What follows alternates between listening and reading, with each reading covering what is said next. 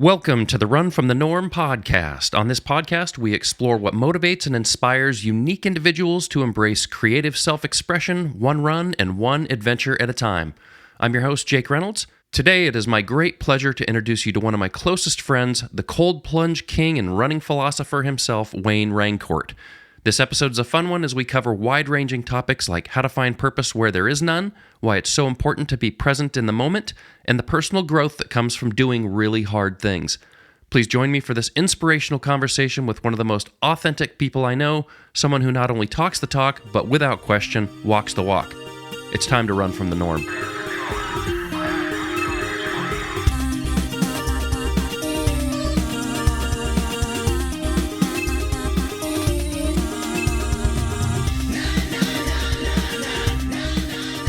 We are recording Wayne Rancourt. Thank you so much for taking some time to chat with me. Today we had a nice little chilly morning run, and I'd like to start off by asking you if your life had a soundtrack to it, what would be the title track to your life? Yeah, that's a great question. Stumped you right out of the gate. Yeah, you did stump me out of the gate. Well, it's funny because I have two ringtones. One of them is Molly Hatchet Flirting with Disaster. And then my wake-up song is Jimmy Buffett, Why Don't We Get Drunk and Screw? So, somewhere between Flirting with the Disaster and Dreaming of Waking Up to Jimmy Buffett is probably with a little Elton thrown in there on Madman Across the Water. Oh, that's funny. We'll combine them all. Well, let's. I'm kind of curious if you could share a little bit of how you got into running, because as I was going through your ultra sign up, you've done some pretty big adventures. You've ran Leadville, Hard Rock, Vermont, Western States, UTMB. Where did the running kind of come into play for you?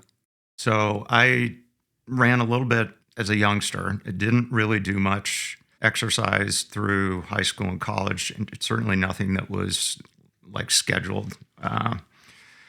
Just more ad hoc. And then I started working for Boise Cascade in 1983 as an internal auditor. And when I interviewed for that job, that was the first time I'd ever been on an airplane.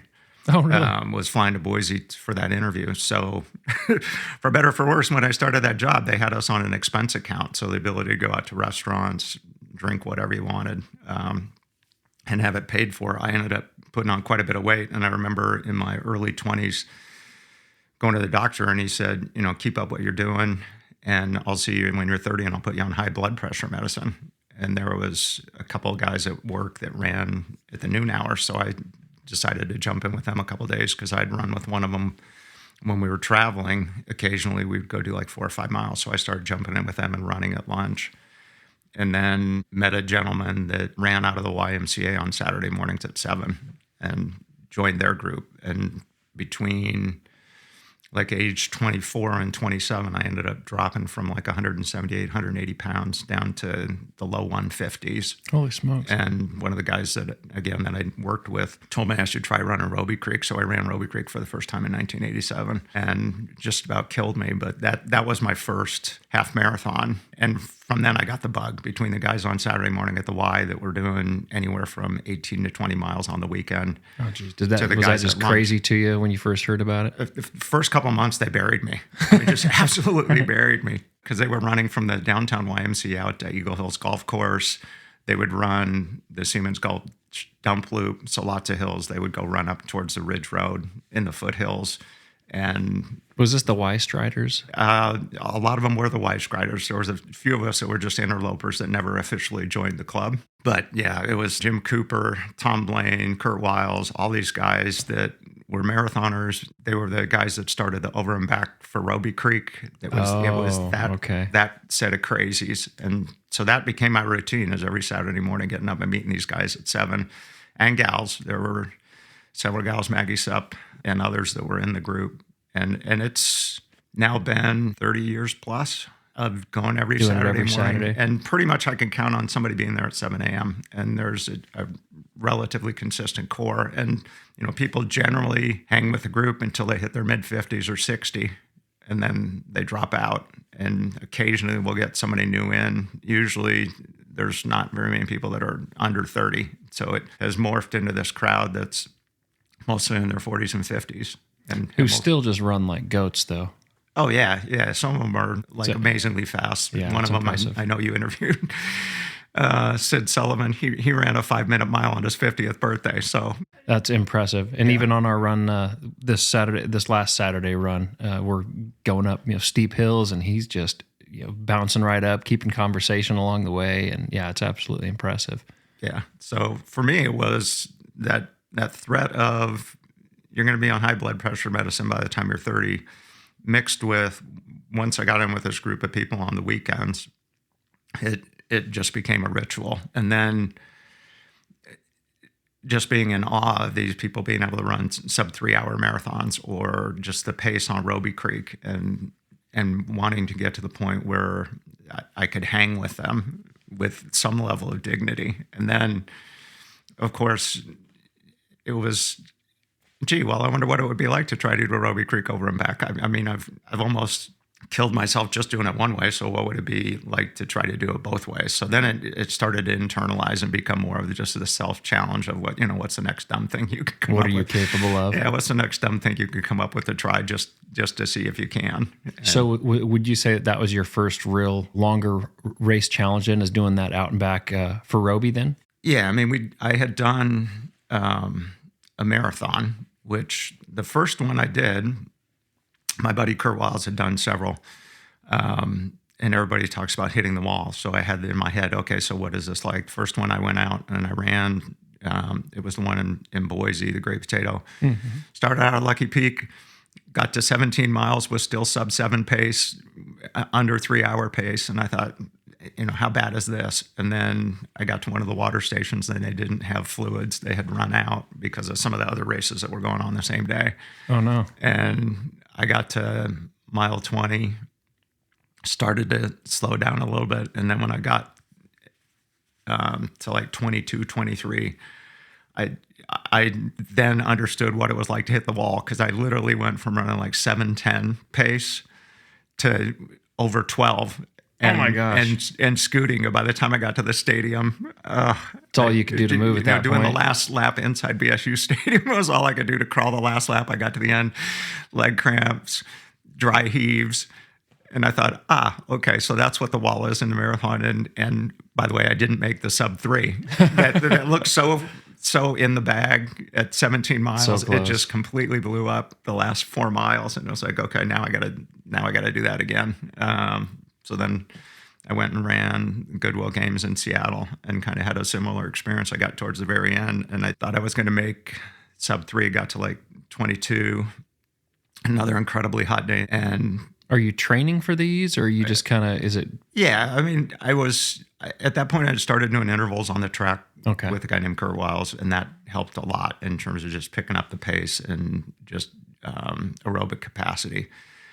And frankly, just the mental resilience, because doing track work with Kurt was just absolutely killer. But yeah, I would train a combination of speed work to get the leg strength, and then I would try to bump my mileage up to maybe 50 miles a week, 60 miles a week, and then have a couple runs that were 20 miles. But I was by no means doing the core marathon thing where you're out doing like 70 or 80 miles. And well, it's still, you're still putting in a bulk of miles, and 50 miles. And if you're doing a 20-mile long run, I mean, you're putting in the effort for sure. Well, I was working and I had kids and I had a job where I traveled all the time. So just trying to stay balanced in terms of commitment to family. And I've got a question on that. So as a professional, you moved your way through to where you found yourself actually in the executive level. How are you finding a way to balance all these things when you have such high work demands that you have to, maintain responsibility for? You're trying to maintain commitment to your family and still having this opportunity to get out and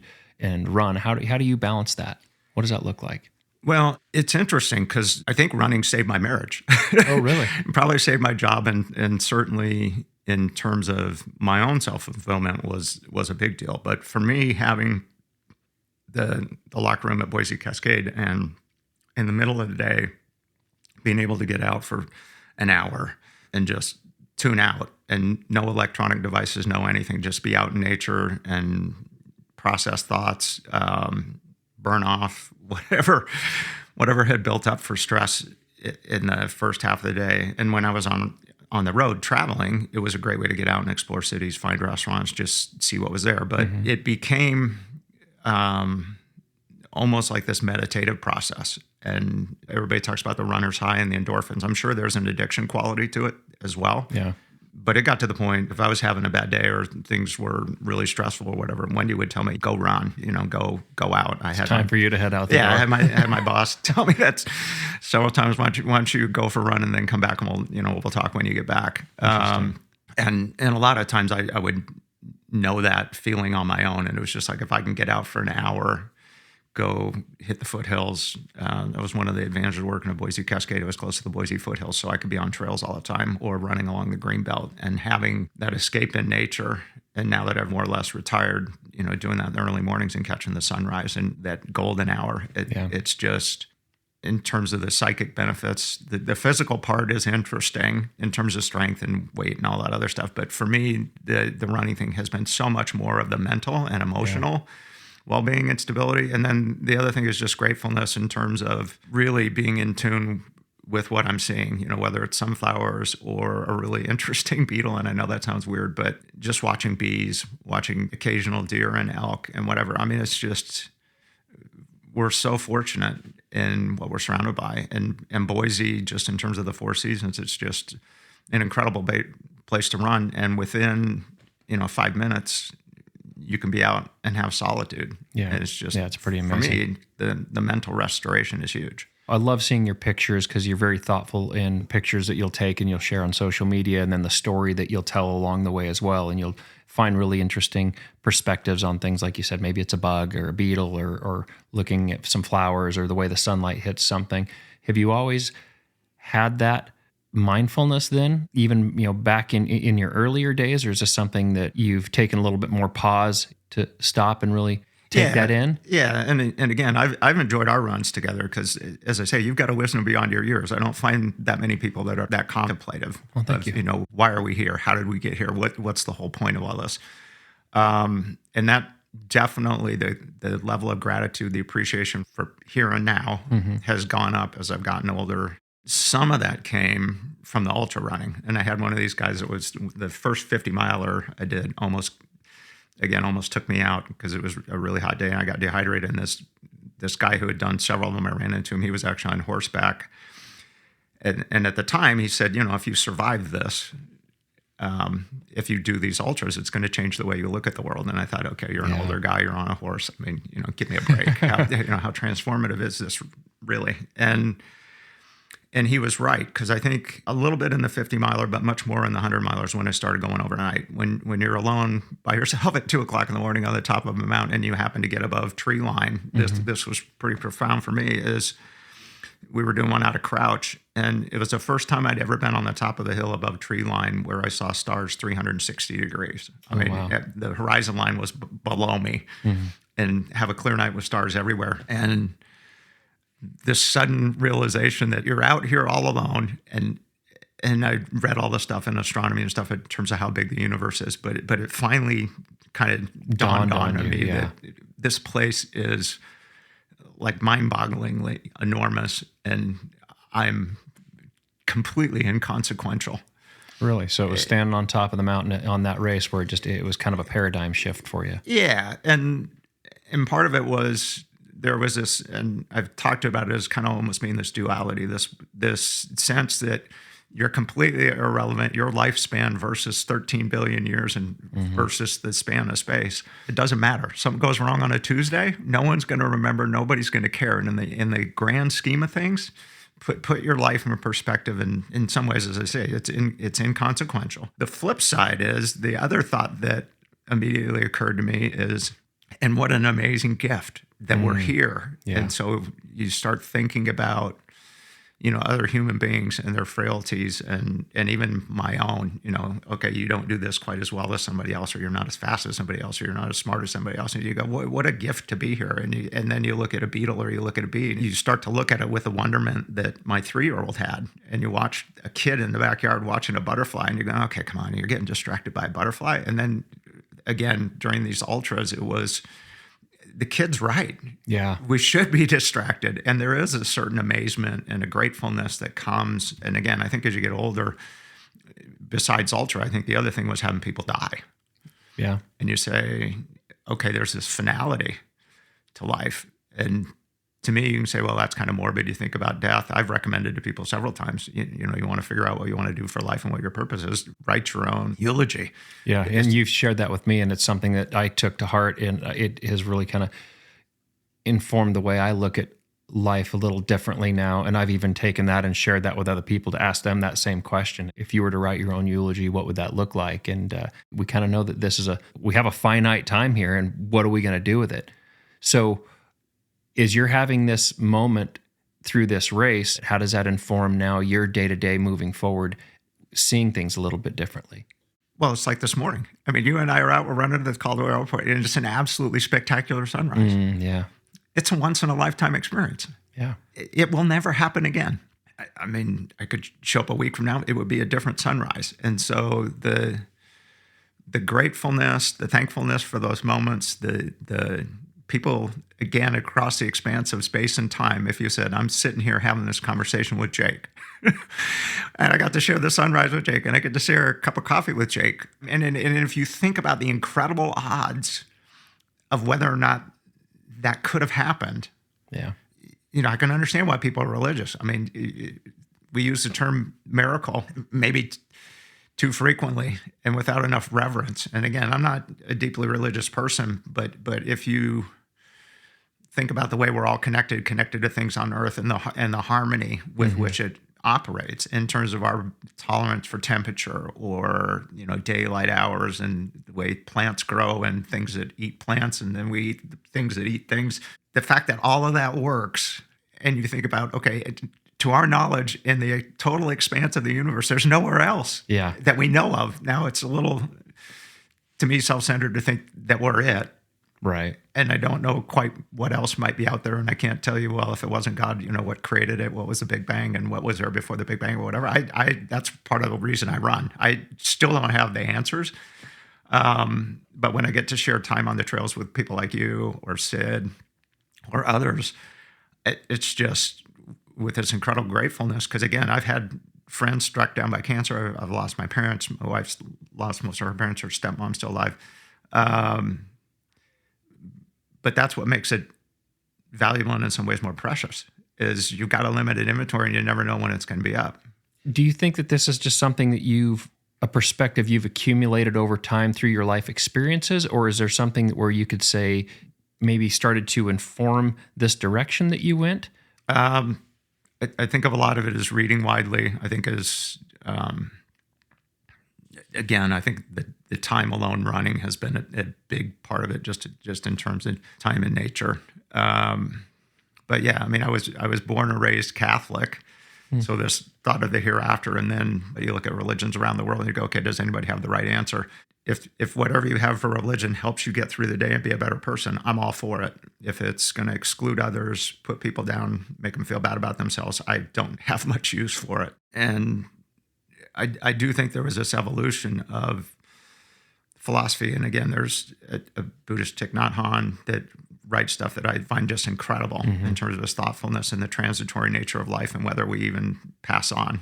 We're made out of minerals, the air we breathe, everything has been here forever and will be. So there's this sense of continuity. And I don't know I necessarily buy into reincarnation, but if you think about the substance of what we are, we're carbon. And so if you think about what you're made out of, it's been here a long time before you showed up. And particularly if you go through the earthworm burial, you're going to, ashes to ashes, dust to dust. So yeah, I think part of it's all formative. And that's why, one of the best quotes I ever read from somebody is said, when everybody talks about being a self-made man, there is no such thing. We're a mosaic of every person we've ever interacted with. Any comment any person has ever made to you, for better or for worse, it's part of who you are. And so we're this vessel that carries all of that with us. And I think part of it is as you get older, you start making decisions of who am I going to invite to be part of that and what am I going to exclude and what's meaningful to me or whatever. If you said, how did you turn out the way you turned out and go replay it so a 3-year-old or a 4-year-old can be successful? I mean, there's some things I did that I think were part of the formative experiences, but I grew up in a different time and era. So I think for each individual, it's what's meaningful to them and how can they put something into the world they feel good about. I've carried a phrase around on my wallet for a long time that says, find purpose where there is none. Yeah, it's a great one. And, again, that's part of, when I think about the runs I've had with you, that's part of what makes spending time with you so enjoyable. Is neither one of us, I feel like, has the answer. But I was going to say, so how do you do that then? How do you find purpose where there is none? Does that come back to just stopping to take a moment just to appreciate the moment for what it is?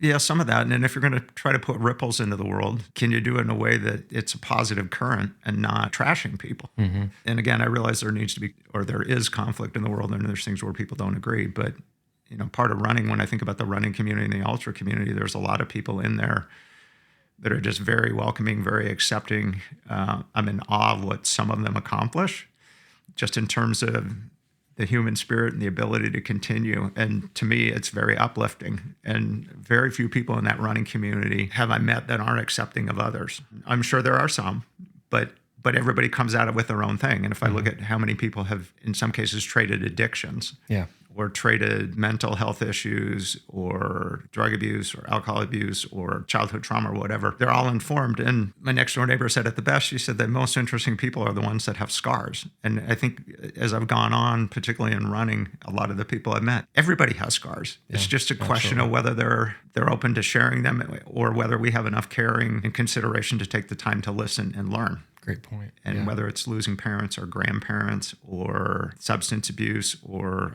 my heart really goes out to the people that have lost children. I can't imagine what it would be like to bury a child. But the friends I have that have had that happen to them, or my stepmom, you don't even know. In some ways, you don't know where to begin. I mean, it's just, I can't imagine what that would be like. But again, when I think about the running community, they're very accepting and they're very welcoming, and everybody has a story. Why are you here? Why would you do this? I mean, how many people, seriously, when they ask you, how many people in their right mind would go run 100 miles in the mountains on a trail in the middle of nowhere? Nowhere. Not a lot. Not a lot of people that are wired the right way. Yeah. Or you run from the norm theme for your podcast and stuff. What I found is there is no norm. Right. It's a whole bunch of individuals. And what I hope is that you find a bunch of individuals that are willing to be a tribe and accept other individuals. And you and I have talked about this. There was a book where a guy described, if you make a banana split, the banana stays its own thing, the ice cream flavors stay their own thing, the whipped cream, the nuts, or whatever. And it has its individuality, but the combination is so powerful and just so rewarding. Whereas if you took all that crap and threw it in a blender and hit puree, each of the flavors loses the uniqueness of each component. It becomes homogenous. Yeah. And again, it's still delicious, but you can't have your cherry on top. Yeah. And again, when I think about you and watching you bound down a hill and go, there's nobody like Jake. That's just gravity doing its work. Yeah. You, my friend Kurt Wiles, guys that are just physically imposing, to watch somebody who's over 200 pounds use gravity, long legs, strength, and hit a downhill. You just want to stop and stand on the side of the trail in awe and just go, wow, that must be cool. That's where I have to make up time. I'm not going to beat anybody on an uphill, but let gravity work on its way down. Brady, I'm sure you know Brady. Oh, yeah. Brady's the same way. He just dances. You watch Brady come down, and just like the guy, you swear his feet are never touching the ground. Yeah. I mean, he's so fast light and so smooth. And you just go, wow. It's interesting because when you run, we were out the other day, Sid and I were out the other morning, and he said, hey, that's Tim. And he spots this guy across the park, literally a couple hundred yards away. And I said, how do you know that's Tim? And he says, I know his gait. But, height, weight, all the other stuff, dressed in winter garb, right? But to spot him from 300 yards away and go, that's Tim. It's interesting, the thing that runners pay attention to. You know somebody's gait. You can see it from a distance. And, you can't see any features on a face or anything like that, but you can pick them out. And the other part is the joy, the serendipity of running into Tim. Oh, yeah. And to hear the tone of Sid's voice.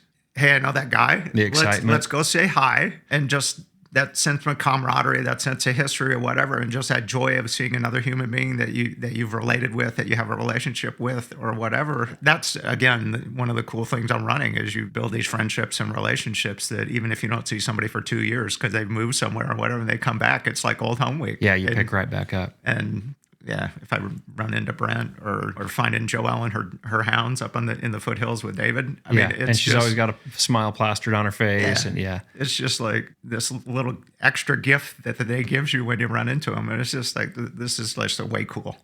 So one of the things I love about you is how compassionate you are. So I'm curious, what does that mean to you to have that connection and build that connection?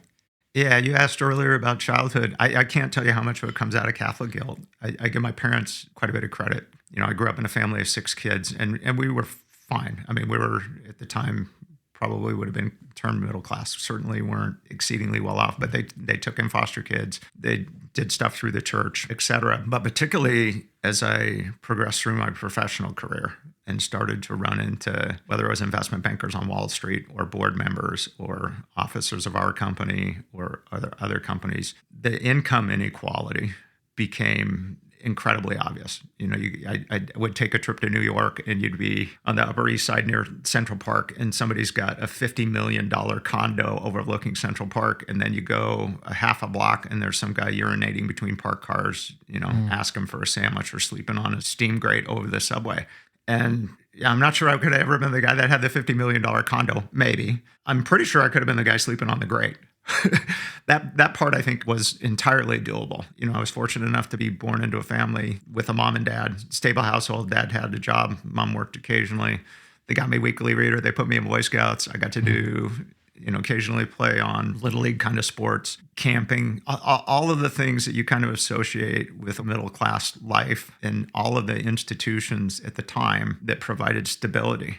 And I think probably one of the most difficult things I've dealt with professionally and personally is there are a lot of people that end up on the right side of that divide. And again, I don't want to discount the hard work. There's a ton of hard work involved. But realizing all of the systemic things that are in place as scaffolding to help you succeed and help you build your life.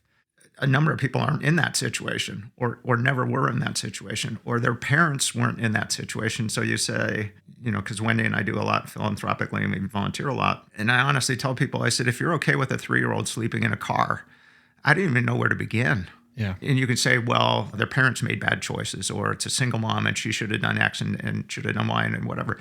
I don't care. The fact is there's a 3-year-old that doesn't have food security, doesn't have clothing, doesn't have shelter. And I'm not okay with that.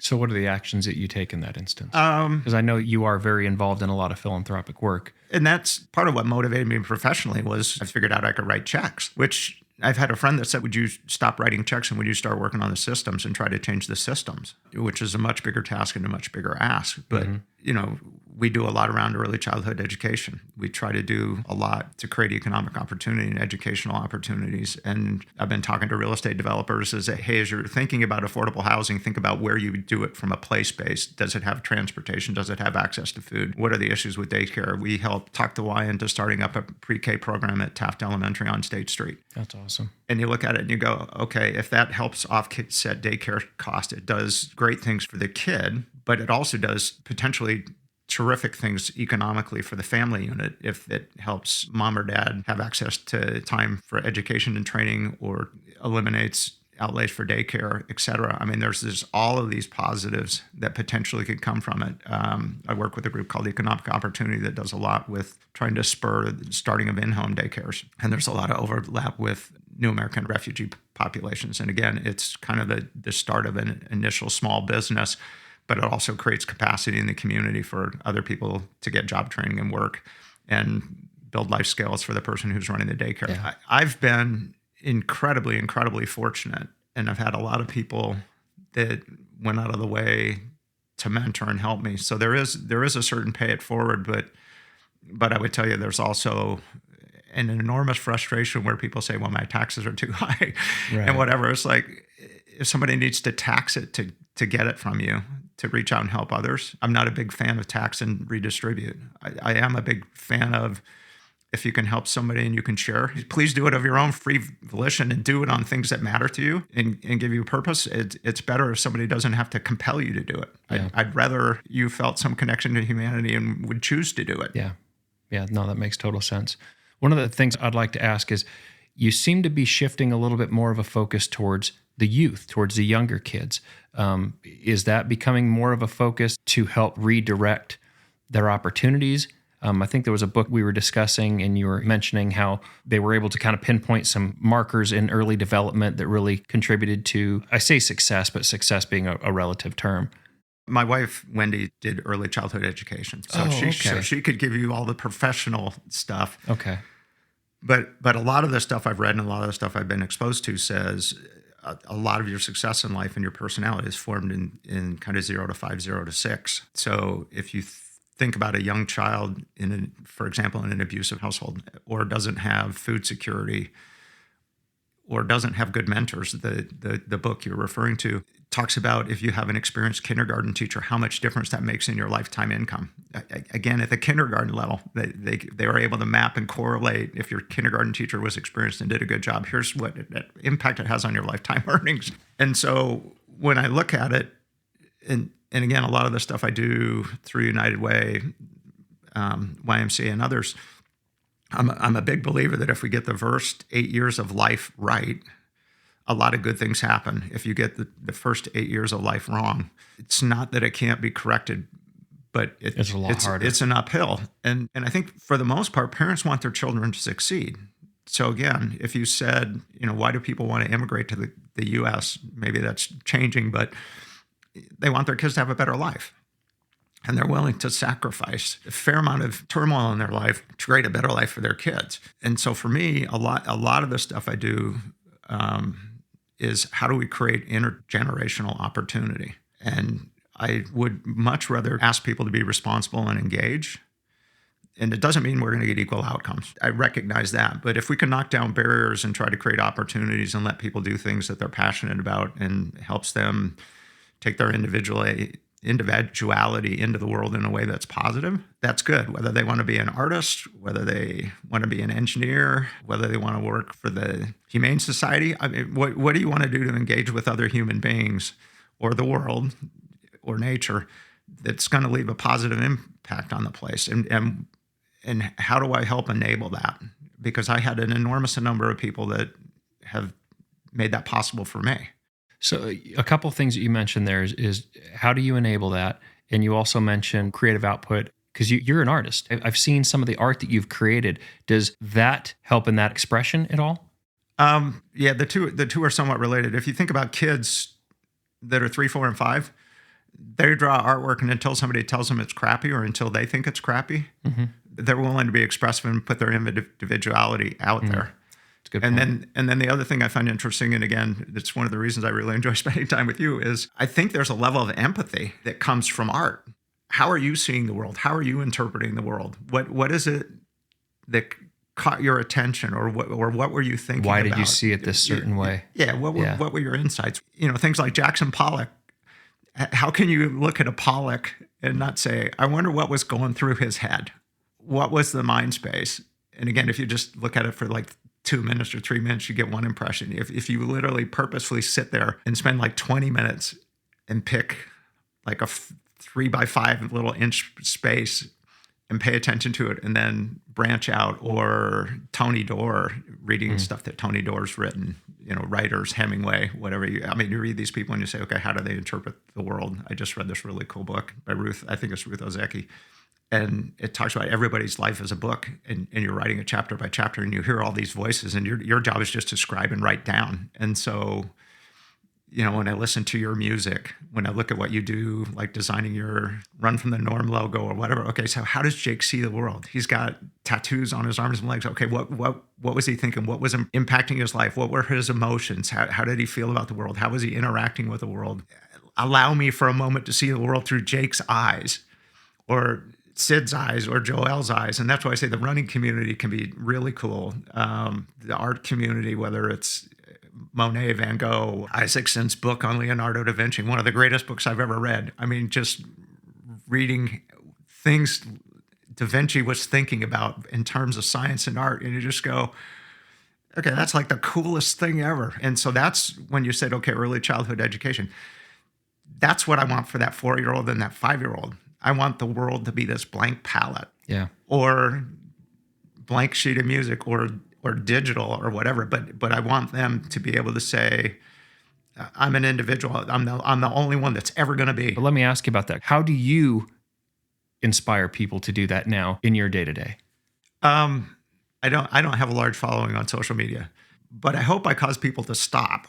I kind of playfully, what's wrong with this guy? No kidding. He could be traveling in Italy and he's out taking pictures of bugs, or he's jumping in the Boise River, or he's doing whatever. But there's these little joys. I think in a lot of times there's this fear of missing out. You know, we don't have the biggest house, we don't have the biggest car, we don't have the whatever. And there's this fear of we don't have as much as everybody else, so people are going to think less of us. And the thing I try to instill, and including in myself, not just other people, it's okay being you. And not everybody's motivated by the same things, and you're not necessarily missing out. If you're missing out on anything, are you missing out on relationships? Are you missing out on just the natural world and the fact that we're even here and we exist? And if you spend so much time running around and you don't Comparing yourself to everybody else, or just trying to reach some future objective. I want to get a house that's got 500 more square feet, or I want to get a third car, or I want to have a second home, or I want to whatever. You're constantly chasing in some ways and putting activities into your day that may or may not, in the end, create as much happiness as going out and watching the sunrise. That's a great point. As I say, this guy, Thich Nhat Hanh, I've been reading more and more of his stuff. We're always trying to create a future. And I think we end up giving up a lot of the here and now, which really can be incredibly inspiring in its own right if you just slow down and don't make the world more complicated than it is, or more complicated than it needs to be, and find those people and those relationships that bring you joy. And the same for a kid. What I'd like to do is make sure all young people are covered off kind of on Maslow's hierarchy, that they're not worried about food security, they're not worried about clothes, they're not worried about where they're going to sleep tonight or whatever. If we could get to the basic needs levels. Allow them to be kids. And again, if you looked at the stress in the household and you said, okay, why is there domestic violence and why is there abuse and whatever, a lot of it is cases of where they've previously been abused by earlier generations, or it's economic pressures. When I talk to people that have accumulated wealth, I said the most priceless commodity you have is discretionary time.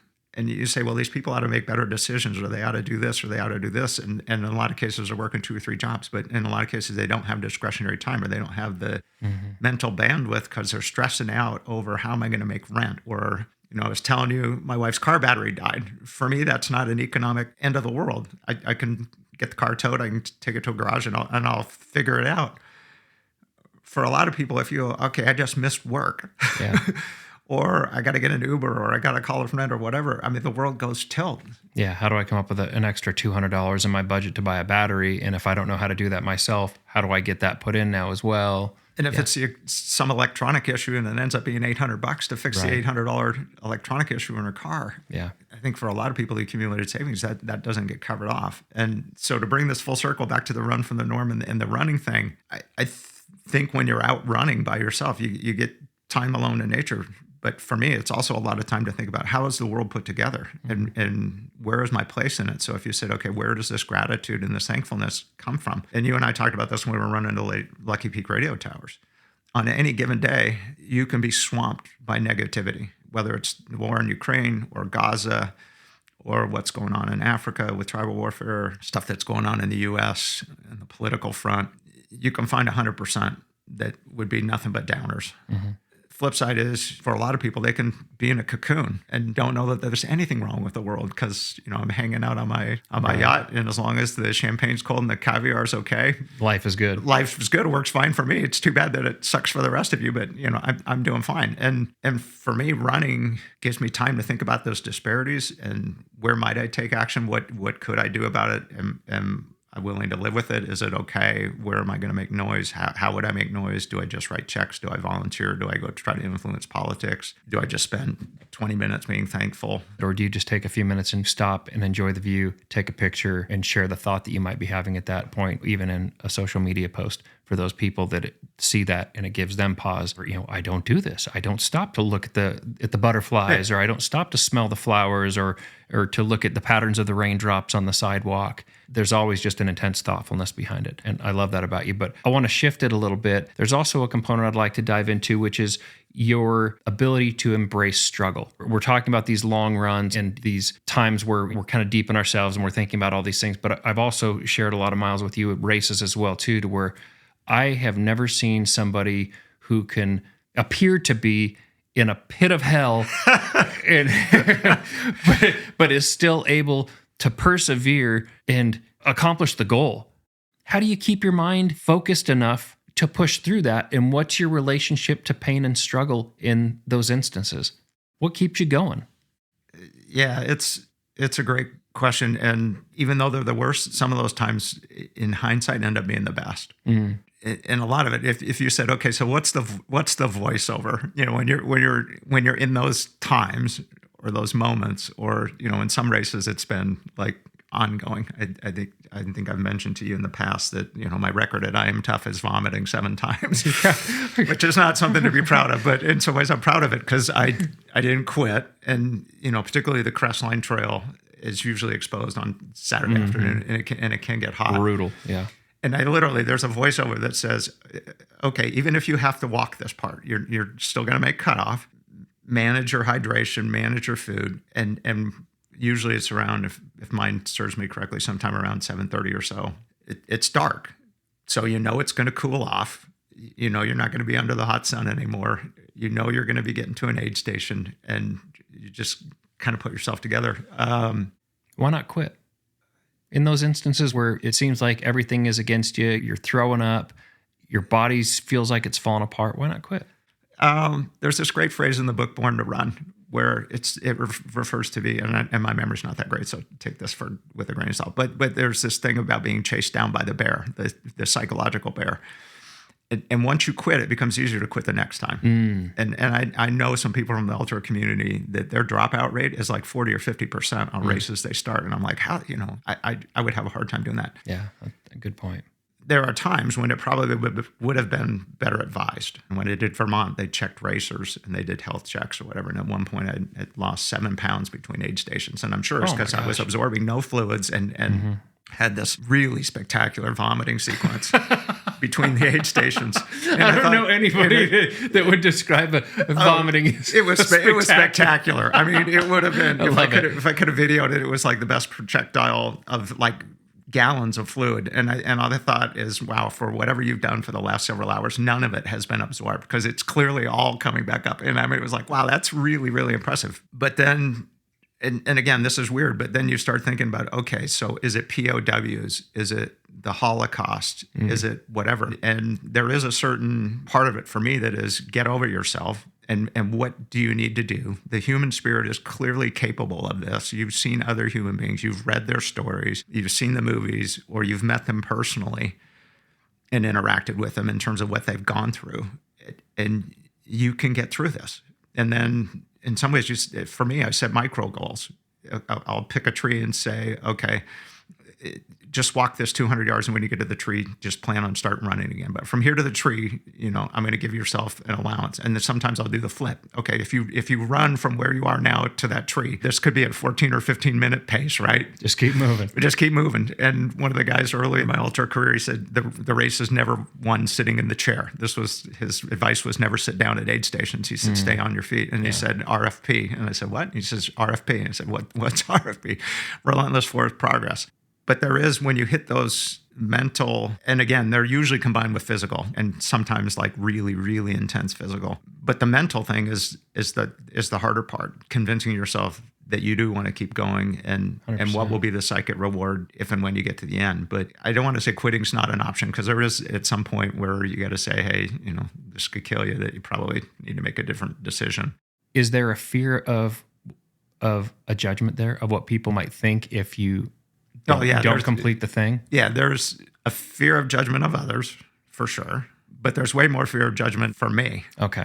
Could I live with it? Yeah. Occasionally there will be profanity-laced tirades at myself that helps. I've witnessed. Yeah, that motivates me. And, when you and I were out on that run in the foothills, and we ended up getting just massively dehydrated because we were away from streams and whatever, and it was just like painful. The leg cramps set in, and we were like literally getting a little bit nervous, heat stroked and whatever. And you thought, okay, this just sucks. But the hard part is if you can get to the intrinsic where the person you care about letting down is you, not other people.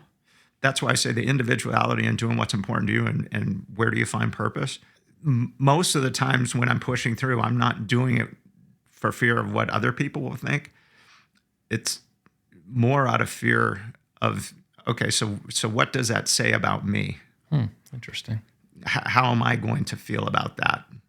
And now that I'm 61, it's like, okay, if you can still go in the Boise River when it's 20 degrees and you can jump off a bridge, okay, you're not really that old, or you're not really that smart, or you don't have common sense or whatever. And so giving in to that, this is what the world expects of a 61-year-old. This is how you should behave. This is your level of caution, your level of common sense. These are the things physically you can do. And I'm breaking more things, so I'm getting a little more respect for when things go wrong. But that's always been my issue with the 100-milers is if I quit when I could persevere. And I mentioned this marathon in Seattle. I literally, when I went through one of the checkpoints at like 22 or 23 miles, and again, it was a hot day, I was bobbing and weaving, and I knew I was getting dehydrated, and I knew I still had a shot at being sub 3. And as I was coming to an aid point, I could hear the aid guys talking to each other about, we've got one that looks like it's severe dehydration, where we're going to have to pull him off. And I thought, F word. No. F word. You got to be kidding me. And it turned out it was the person next to me, but I thought, okay, that's kind of how I look.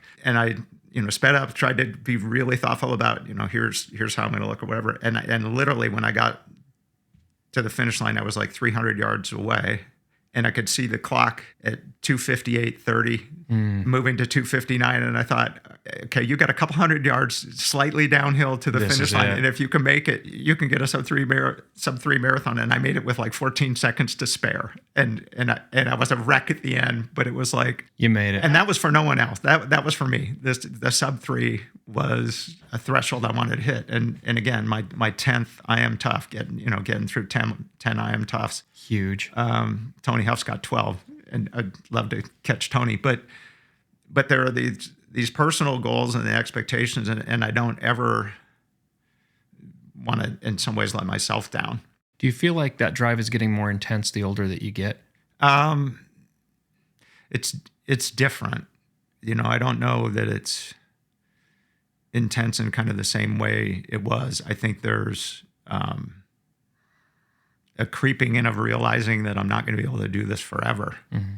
So each time I go out becomes a little more precious because I know there's less and less in inventory. So where does the cold plunges play into this? Because you do that on a regular basis when it's freezing cold outside. So that actually started several years ago. I was having beers with a guy at Payette Brewing, and he said, hey, have you ever heard of this guy named Wim Hof? WIM space HOF. Mm-hmm. And I hadn't. And he said, in terms of your psychological challenges, with running and all the other, he says, you got to check this guy out. They do cold showers, they do cold plunges or whatever, and it's good for your immune system. It's good psychologically or whatever. But you would like this guy's philosophy in terms of getting control of your mind, getting control of your body. There's this whole spiritual aspect that's somewhat similar to the Eastern religions and whatever. And he said, you might just find this guy interesting. And I'm sure for him, it was just a passing comment. So of course I get home and so who's this Wim Hof guy? So I get online and I start looking at it. Okay, this is kind of cool. So the first couple of times I tried to take a cold shower, I was gasping for air, and I thought, why in the hell would anybody do this? And then it got to this, just the shower part was, okay, can I control my breathing? Can I get my heart rate under control? And it became the next kind of like the running challenge of the, okay. That's what I'm thinking right now is we get to know each other more and more, and I'm getting more of an inner look of your mind and how it works. You see a challenge and it's like, okay, I'm going in on this. Yeah. And again, back to this thing from being in Crouch on the top of the mountain saying, okay, Tuesday's not that important. Yeah. The Wim Hof thing is for that minute and a half to 2 minutes, no matter how uncomfortable it is, can you get your mind to relax? Can you get your breathing to relax? Can you just appreciate where you are? And can you get through this? And how much of this also is a component of you kind of like having some crazy Wayne where people are looking at you like, what the hell are you doing? Oh, yeah. I'm sure there's a narcissistic element that's going, okay, this guy's just out of control. So there's definitely that aspect of the, hey, look at me. That's probably from being the third of 6 kids and, trying to get attention. But again, I'm sure there's the social media aspect of the, hey, look at this. But it's more on my own deeper. Of the never stop learning. Yeah. I'd love to be able to paint like Monet or Van Gogh and learn that. And you say, well, okay, the hour you're spending running, is there going to come a time when your joints will just say, you're not doing that anymore?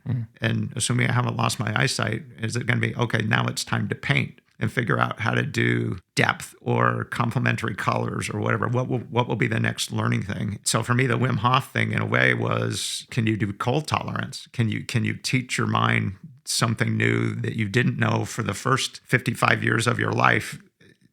Now can you learn to do this? Something new, some new challenge or whatever. I've never done the race across the Sahara. I'm not sure I would do as well as with heat as I do with cold, but it's this new opportunity to learn.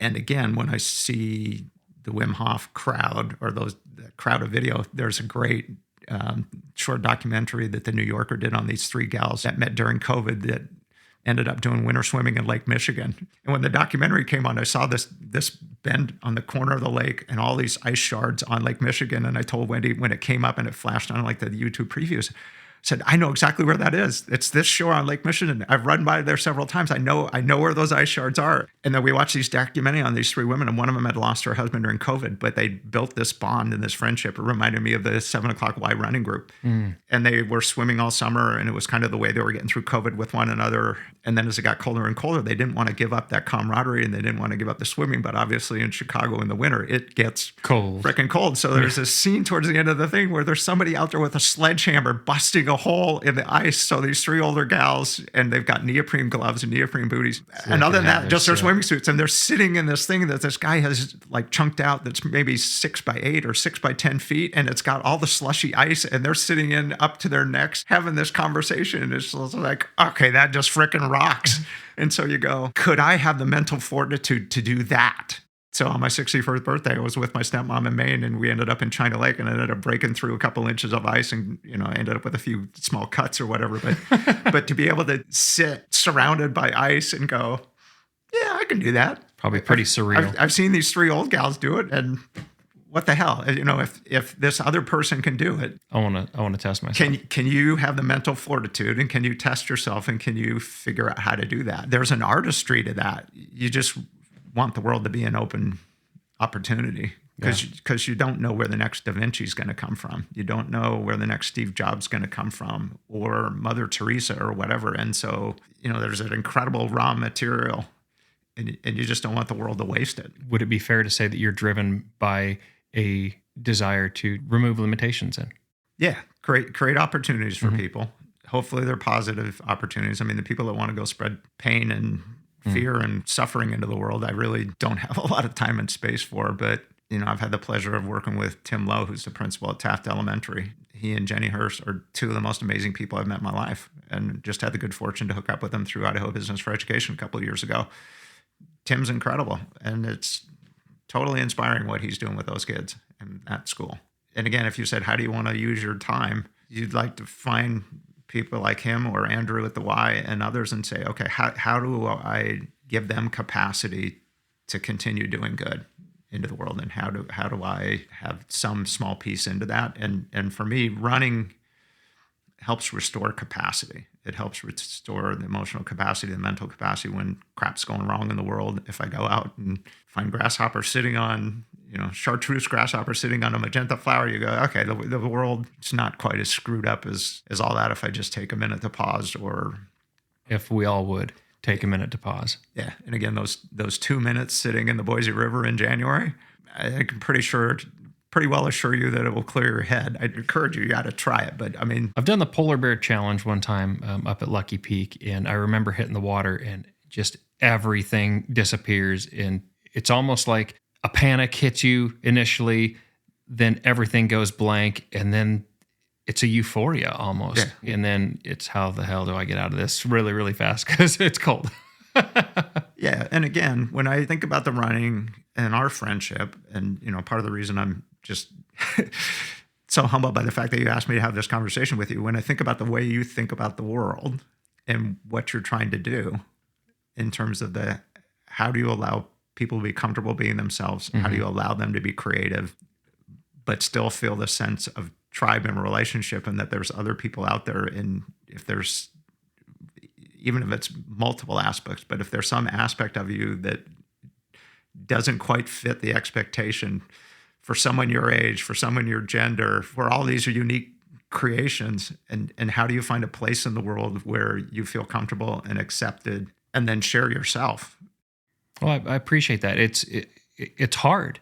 It's really hard to put yourself out there in a very transparent, and authenticity gets thrown out a lot. It's kind of turning into a buzzword, but especially as we get older and we have all these different distractions and these different things that we're doing, it's almost like people are trying to compartmentalize themselves more instead of opening themselves up more to the curiosity and the interactions and the communications and learning more about other people because we get so consumed with ourselves. It's been an interesting journey trying to do this and just share myself in a way to where it goes back to the fear of judgment. What are people going to think, and how are people going to perceive what I'm doing and what I'm trying to do, and also being okay with I don't know what the hell I'm doing. I'm trying to figure it out. And if you wait for everything to be perfect and for the stars to align, and you wait for someday may never come. So as we're sitting here having this conversation, I'm full of gratitude for the fact that you were willing to share your time and do this, knowing that I'm stumbling through with trying to come up with interesting questions and all these things. But it's really, my goal is I want to learn more about you, and I want to give you an opportunity to share more about what you think about and why you think about the things that you do. And because it's so goddamn interesting, Wayne. It really is. Like the more that I get to know you and interact with you, I would love to be a fly on the wall inside your head for a while, just because it's fascinating. It's a beautiful mind. It really is a beautiful mind.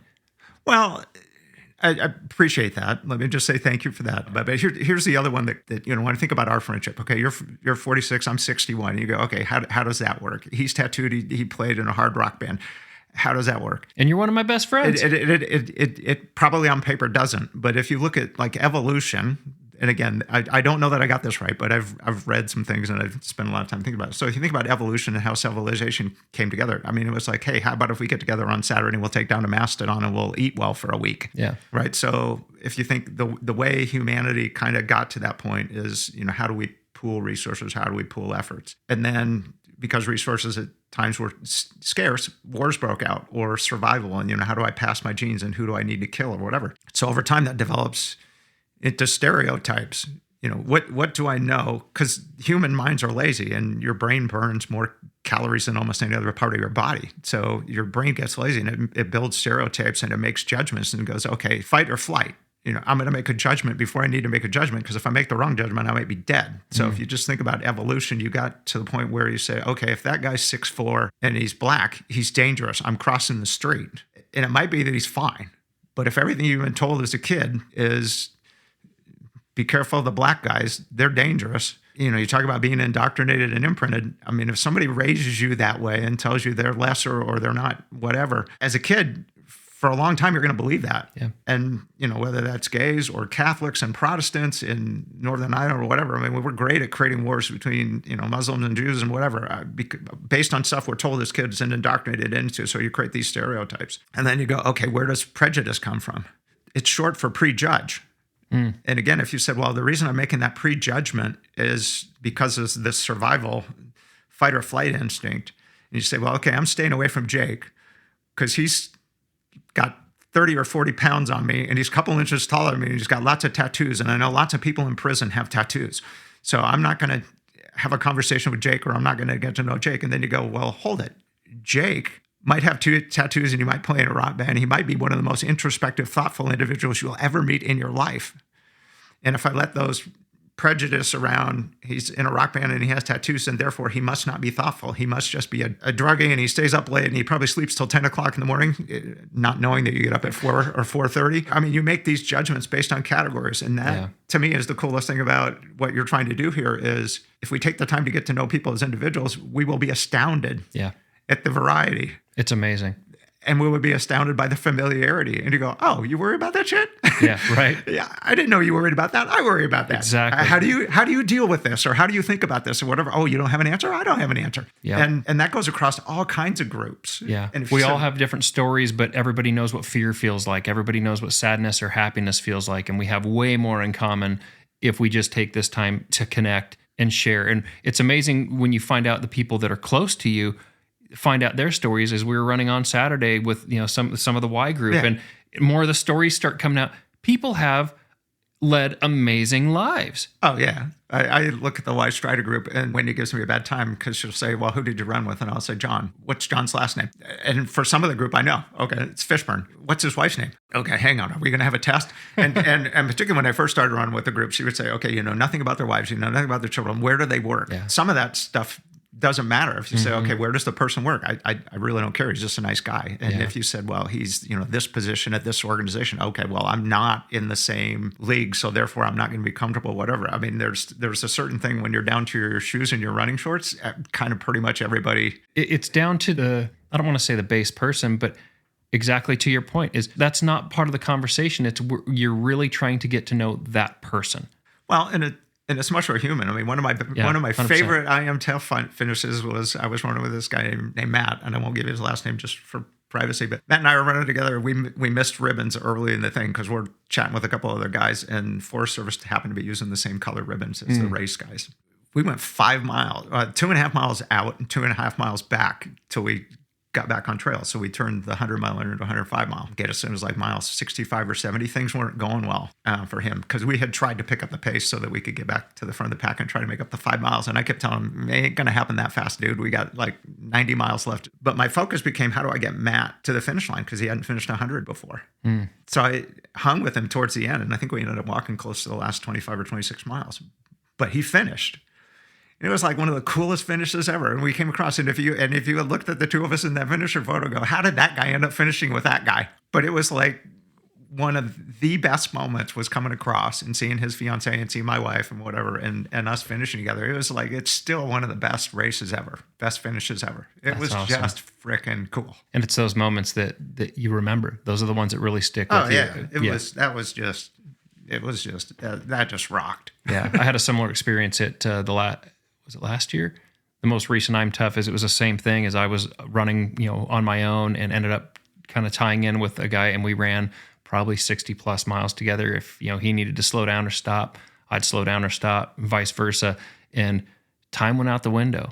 And it was a matter of, we got there when we got there. And it was the most amazing feeling to be crossing that line with this other person, and that shared experience, knowing that, you battled together and accomplished the goal and supported each other in the process. Yeah, it's absolutely amazing. Yeah, and that's, I think for me, that's part of the running is, when you're out on the trail, you don't think about what car you drive. Yeah. You don't think about what house you live in.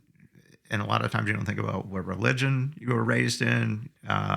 It strips a lot of that stuff away. It's the great equalizer. And it's just, and again, I think about this morning, seeing that sunrise. I mean, that was just amazing, an incredible blessing to have those oranges and that color, and to see ash bounding along the ditch bank or whatever, you to go, okay, that is one of the things to just be completely grateful in life for this moment, this space and time. And again, when you're out on trails with other people, or even when you're out by yourself, just that realization that this moment will never happen again. Yeah. And, and there is this missing out aspect. So you go, well, I could be doing this along the Italian coast, or I could be doing this in Australia, or it could be, why aren't I living in La Jolla? Why am I in Boise, Idaho, or whatever? But if you can balance there's so much that's right with that moment, and not get overwhelmed with coulda, shoulda, woulda, or this could have been different, or whatever. It's just, how good is good. Most days it's pretty darn good. Yeah. You just have to remind yourself to embrace that. Yeah. And it's the same goes for people. They got to where they are through a journey that you will never take. Yeah. And if you're willing to spend the time to at least rewind and replay part of their journey, there's a real opportunity for connectedness. There's a real opportunity for learning, and there's a real opportunity for appreciation. And in a lot of cases, there's a real opportunity for acceptance of okay, I didn't know you'd been through that. I got one of the guys I run with that lost his dad at a very, very early age. And you go, okay, so what difference would that have made if you didn't go salmon fishing with your dad every Saturday? Huge. These are the lives that we've lived, and it's nice, like you say, to be able to take a minute and appreciate it. Yeah. And again, I just, feel so fortunate that we literally crossed paths years ago. Yeah. And that you accepted this weird old dude.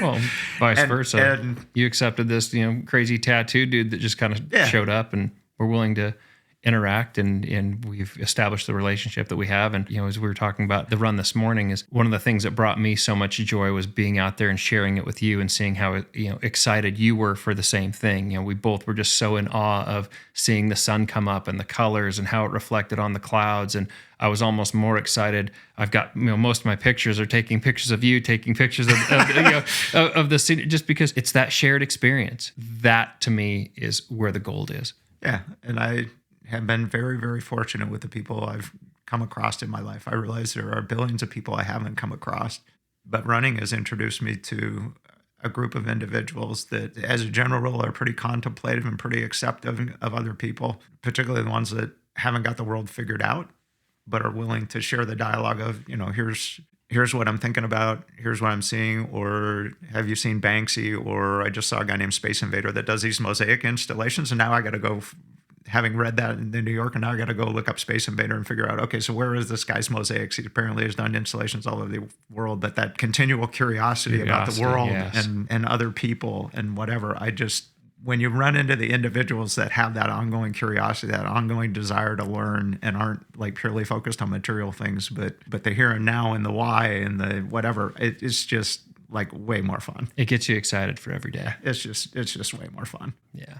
Well, I appreciate you taking the time to do this, Wayne. I want to wrap this up with a couple of quick questions. And one of them is, do you have a personal mantra that you kind of embody or embrace that you like to live by?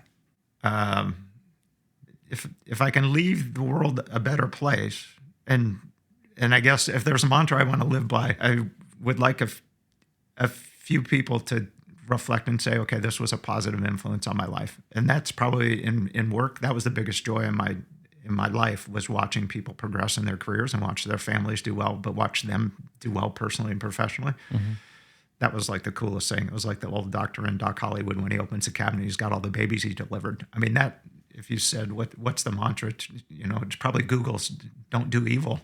Yeah. Go try to put happiness into the world, or at least compassion. Yeah. I love that, which will kind of segue into the last question, which is the question that we talk a lot about that you posed to me early on, is what's the legacy that you want to leave? What does that look like? What does the legacy mean to you? What I hope is that I've interacted with people in a way that will cause them to want to interact with the world in a certain way. But I'd like to leave the world in a way that when I leave, people go, okay, he was a positive influence on me, or showed compassion or whatever, and therefore I want to show compassion. You would hope that ripple effect continues. And where I've had a negative impact, you'd like to wait an opportunity to apologize before you perish. But, if you organize the Wayne Rancourt Memorial Bridge Jump on Christmas Day in 2040 and go, this is the kind of crap Wayne would have done on Christmas Day. And I'm not saying you have to do the bridge jump, but if somebody says, hey, this is a great way to be remembered. I've told Wendy, once I'm cremated, take my ashes and go sprinkle them at Lone Pine. Mm. Yeah. Then you're in a good place. Yeah. I mean, it's okay. And if there's a handful of people that wander around and say, my family's in a better place because he, treated us with respect and acted with integrity, that would be a win. Yeah. Well, I'm very fortunate that you're a part of my life, and I thank you for that. You've been a huge inspiration to me personally, and I absolutely couldn't imagine my life without the time that we've spent together and having you in it. So I appreciate it. All right. Thank you. Thank you for your time. Yeah. And again, thanks for reaching out to the world with a positive message. We're trying. Thank you.